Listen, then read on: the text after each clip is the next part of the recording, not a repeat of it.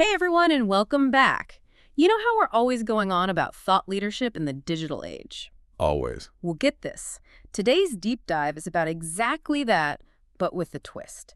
We're talking about thought leadership and books. Books? You heard right, books. Wow, okay. I know, right?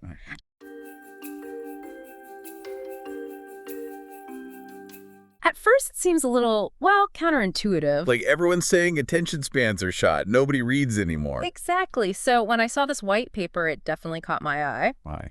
Carma Spence. Okay. She argues that books, even with all the digital noise we're dealing with, are even more important now than ever. Huh. It's a fascinating take. She actually has a whole website dedicated to this too, by the way, www.authorswitch.com if you want to check it out later. I'm intrigued already. So am I. Buckle up, because we're about to uncover why books might just be the secret weapon for thought leadership in this crazy digital world. I am buckled. Let's do it. All right. So one thing I found really interesting right off the bat, becoming a thought leader in some ways is easier than ever these days. Really? How so? I mean, it seems like such a crowded space. That's exactly it, though. Yeah. Technology has really leveled the playing field. Okay. Think about it. Social media, blogs, online publishing, podcasts like this one, they've all made it possible for anyone with expertise to share it with the world. True. You don't need a publisher to get your ideas out there. You don't need that fancy Ivy League degree to be seen as a thought leader either. Yeah, it's not like the old days of stuffy academic journals. Exactly. But, and it's a big but, Yeah, there's always a but. there is attention spans. What about them? They've shrunk, like, a lot. By how much are we talking? Like a whopping 37% recently. Seriously. Yeah. So while there are more avenues for thought leadership than ever, actually getting through to people, that's the real challenge. It's not enough to just shout into the void anymore. Not at all. It's about quality over quantity now. You can't just crank out a ton of content and hope something sticks. That gets to be good. It does. It's got to be well-researched, data-driven, and actually valuable to the reader. More like building a relationship than a quick sales pitch. Yes. And that's where books come in. Or at least that's what Carma Spence argues. Hold on. I'm picturing someone curled up with a good book on a rainy Sunday. Not exactly the fast-paced world we're talking about. Right. It seems counterintuitive. But Spence connects this really well to the customer journey. Have you heard of that, breaking it down into phases? Vaguely. Give me a refresher. Yeah. So she breaks it down into awareness, consideration, and decision. Okay. Like, imagine someone's just realizing they have a problem they need to solve. Okay, so they're in the awareness phase. Exactly. They're not going to read a whole book on it yet. They just want that quick, easy-to-digest information. Like a short ebook or blog post, something like that? Exactly. Just the highlights reel. Okay, so what about the next phase? So then as they move into consideration... They're starting to compare different options, doing their research? Exactly.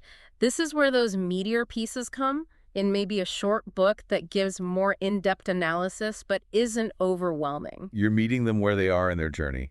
Exactly. And building that trust gradually, which Spence says is key. Makes sense. So what about when they're ready to make a decision? That's the decision phase. That's where both short and long-form books can be super powerful. They're looking for that comprehensive knowledge now. It's like they need that trusted advisor at that point. I actually just did that recently, picked up a book because I really trusted the author. Me too. It's that deep connection you can make. And Spence argues that you can cultivate that same trust through your content, no matter the format. Interesting. So how do you actually do that, though? With books specifically? Well, she provides a really specific strategy in her white paper, a 4-step process, actually. And it all starts with... Those short ebooks. Remember we were just talking about those. The ones that are perfect for that awareness phase. So it's a quick download. Yeah, those are key. She calls them lead magnets. Lead magnets, okay. Something you offer for free Yeah. to kind of entice people, get them to join your community, you know? Well, I see, like, give me your email and I'll give you this free ebook. Exactly. Like a little taste of your expertise. Okay, so what happens after they're on your email list? That's when you nurture the relationship, right? Yeah. You've got their attention. Now you've got to keep it. Think blog posts, articles, social media updates, things like that. All inspired by the book, I'm assuming? Exactly. And designed to, like, spark conversation. You want to position yourself as a go-to resource for that topic. Creating a dialogue, not a monologue. You got it. It's about community building, bringing people together around those ideas. Then, naturally, they'll transition into that consideration phase we were talking about. When they start looking at their options. Exactly. And that's when you can introduce the short book. A little meatier this time. Yeah, gives them a bit more to chew on, but still manageable, Yeah. Not a huge time commitment. Got it. Got it. And if they're really serious, then you hit them with the full-length book. Precisely. Offering value every step of the way. Meeting people where they're at with the right content. This is making my brain do backflips. Okay, so that's the strategy, but what about the actual content itself? How do you tailor what you're saying to each of those phases? The million-dollar question.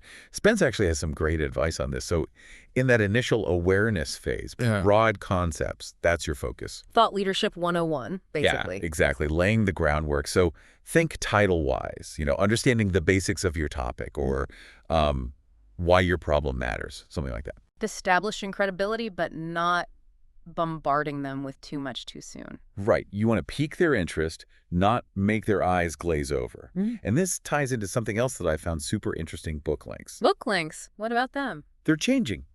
Even book lengths are evolving. Spence breaks it down into 4 categories now. You gotta hit me. So you've got your super short books. Those are like 12 pages or less. Then short books, those are around 100 to 150 pages.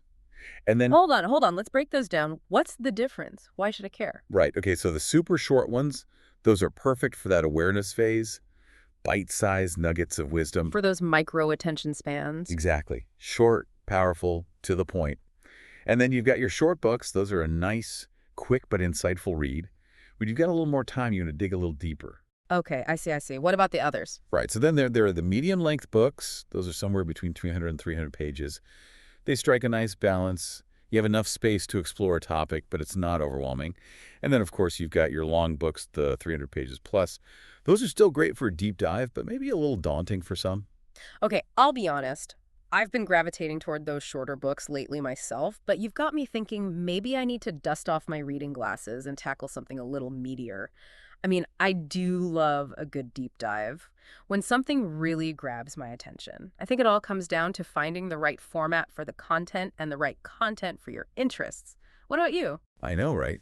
It's interesting to think about. And that's what I think is so cool about all of this, right? Yeah. It's not about one format being better than another.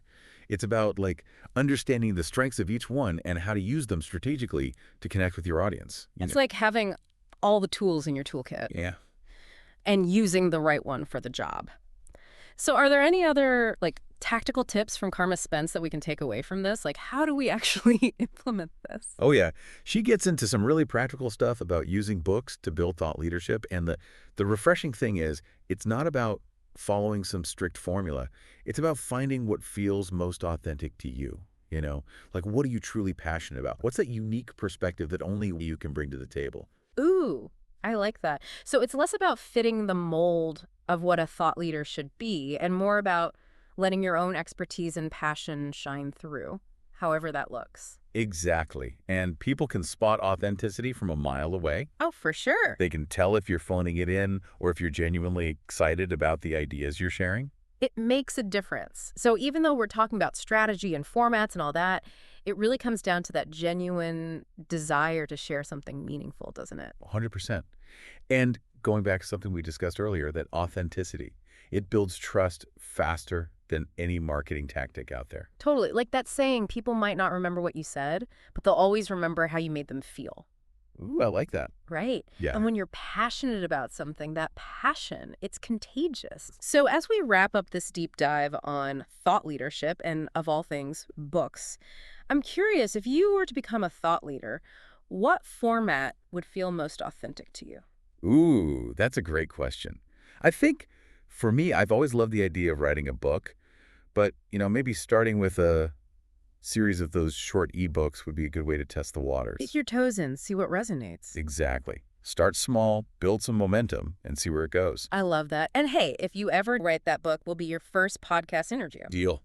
I'll hold you to it. It's on the record now. But for now, that's a wrap for today's episode, everyone. Don't forget to check out Carma Spence's website if you want to dive deeper into her work. It's www.authorswitch.com. Yes. Go check that out. Until next time, keep those thinking caps on, and we'll see you on the next deep dive.